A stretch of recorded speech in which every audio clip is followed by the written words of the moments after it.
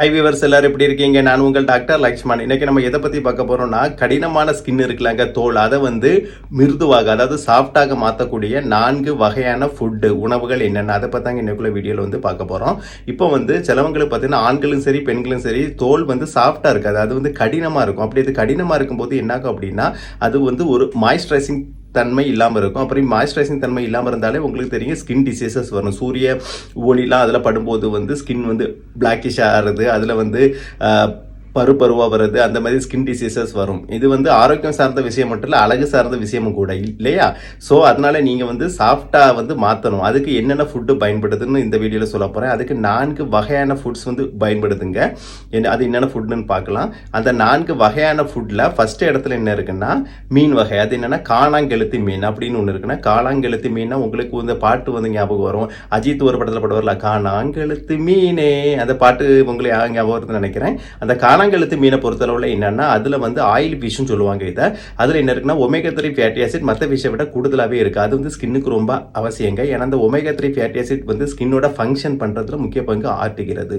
So அதனால காணாங்கெழுத்தி மீன் ஒரு daily கூட சாப்பிட்டு வரலாம். ஏன்னா மீன் டெய்லி சாப்பிட்றது பேசிக்காக நல்லது தான். இல்லைனா வாரத்துக்கு 3 நாள் கூட சாப்பிட்ருவாங்க. அப்படி சாப்பிட்டு வந்தீங்க ஸ்கின் பியூட்டியாக மாறும். அப்புறம் செகண்ட் இடத்துல வெஜிடபிள். என்ன வெஜிடபிள்னா கேரட். கேரட் பார்த்தீங்கன்னா அதில் விட்டமின்ஸ் அதிகமாக இருக்குன்னா ஏ அதிகமாக இருக்குது. அந்த விட்டமின் ஏ ஸ்கின்னோட செல் க்ரோத்துக்கு முக்கியமாக தேவை. ஓகேவா? செல் க்ரோத்துக்கு முக்கியமாக இல்லை, இந்த செல் டேமேஜ் ஆக விடாமல் ரிப்பேர் பண்ணுறது, அது எல்லாத்துலேயும் இந்த விட்டமின் ஏ முக்கிய பங்கு ஆற்றுகிறது. அப்போ கேரட்ல இருந்து கிடைக்கக்கூடிய அந்த விட்டமின் ஏ செல் க்ரோத்து, அதாவது ஸ்கின்ல உள்ள செல் க்ரோத் ஆகிறதுக்கு முக்கிய ஹெல்ப் பண்ணி. 3வது இடத்துல என்ன பார்க்க போறோம்னா ஒரு ஃப்ரூட் பார்க்க போறோம். என்ன ஃப்ரூட்னா ஆரஞ்சு ஃப்ரூட். ஓகேவா? ஆரஞ்சு உங்களுக்கு ஏற்கனவே தெரியும், அதில் விட்டமின் சி அதிகமாக இருக்கு.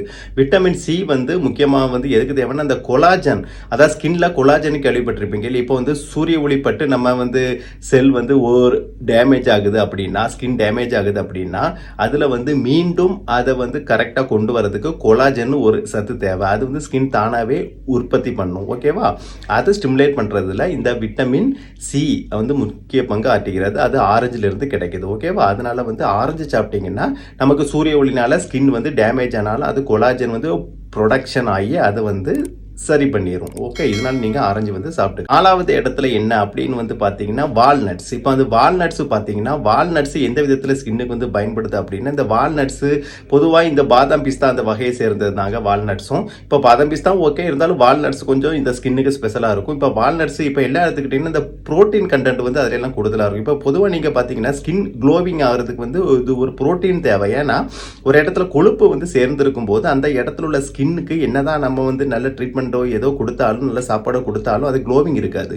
ஆனா அந்த இடத்துல புரோட்டீன் சத்தும் சேரும்போது மசில் பில்டப் ஆகும். ஒரு இடத்துல பொதுவாக பார்த்தீங்கன்னா இந்த கொழுப்பா உள்ளவங்களோட அந்த ஒரு மசில் பில்டப் பண்ணவங்களுக்கு ஸ்கின் நல்ல ஷைனிங்காக க்ளோவிங்காக இருக்கும். காரணம் என்ன? அதுதாங்க அந்த மசில் பில்டப் ஆகணும், அதுதான் முக்கியம். இப்போ வால்நட்ஸ் மாதிரியான இந்த புரோட்டீன் நிறைந்த உணவுகளை சாப்பிடும்போது என்னன்னா மசிலும் பில்டப் ஆகும்.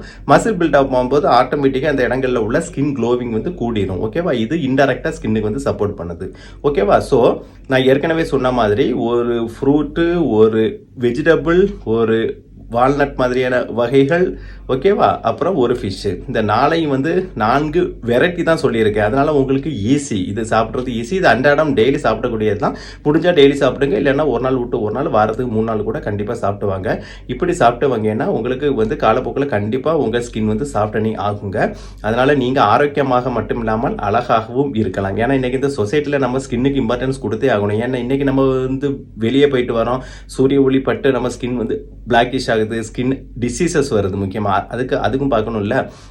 ஸோ இதை அழகுக்காக இல்லாட்டாலும் ஆரோக்கியத்துக்காக பார்த்தா ஆகணும். ஸோ அதனால நீங்கள் நான் சொன்ன 4 வகையான ஃபுட்டை சாப்பிட்டீங்கன்னா ஸ்கின் க்ளோவிங்காக இருக்கும்.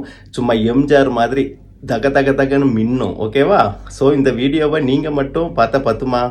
எல்லாரும் எம்ஜிஆர் மாதிரி மின்ன வேண்டாமா? ஸோ உங்கள் ஃப்ரெண்ட்ஸ் அண்டு ரிலேட்டிவ்க்கு ஷேர் பண்ணுங்கள், அவர்களும் பார்த்து பயன் அடைய வேண்டும்.